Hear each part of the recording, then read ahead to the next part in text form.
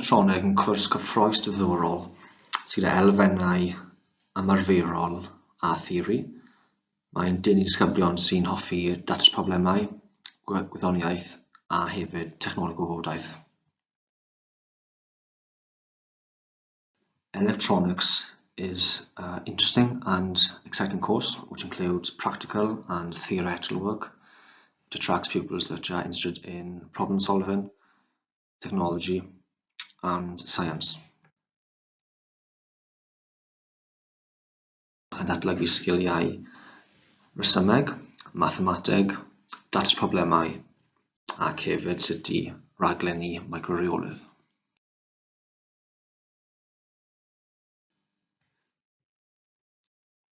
You will learn logical reasoning skills, mathematics, problem solving skills, and also how to program a microcontroller. Blwyddyn 12, mae yna un arholiad gwerth 80% o'r cwrs a gwaith ymarferol sy'n gwerth 20% o'r cwrs. In Year 12, there's an exam worth 80% of the course and practical work which is worth 20% of the course. Dyma'r unedau byddwch yn dysgu ar gyfer arholiad ym mlwyddyn 12. Mae llawer nhw yn datblygu ar y gwaith chi'n neud yn tygau. Mae rhai'r pethau yn gwbl newydd.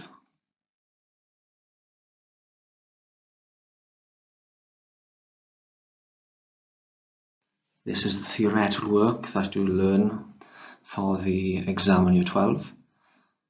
Many of them are expanded on from the work in GCSE, but there are also new stuff there as well.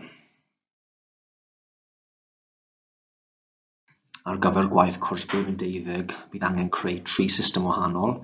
System analog, sy'n fel arfer yn cynnwys synhwyryddion. System digidol, sy'n fel arfer yn cael adwy'n resymeg.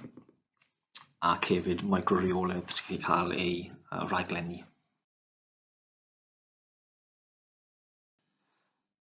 The Year 12 coursework, you need to design 3 systems.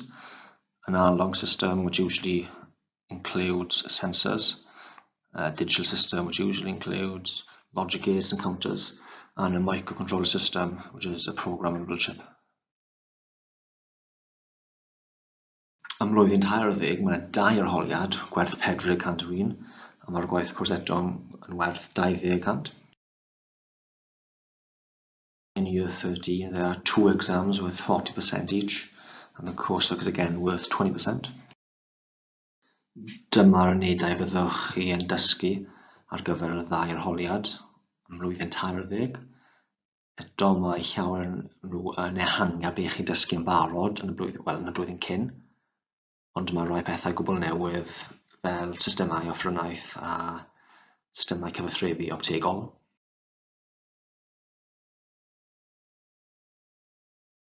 These are the units we'll be studying for the 2 exams in Year 13. Many of them are expanding on from the work in Year 12, but there are also new units such as instrumentation systems and optical communications. Mae'r gwaith cwrs ym mlwyddyn 13 yn defnyddio iaith raglennu lefel isel i raglennu neu codio microreolydd. Coursework in Year 13 uses low-level assembly language to code a microcontroller.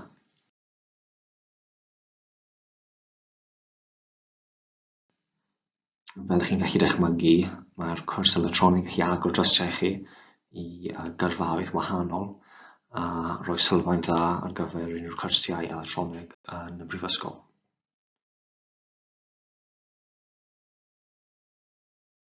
Can imagine electronics course can open up doors for many different career choices, and it also gives a good foundation for electronics courses in university.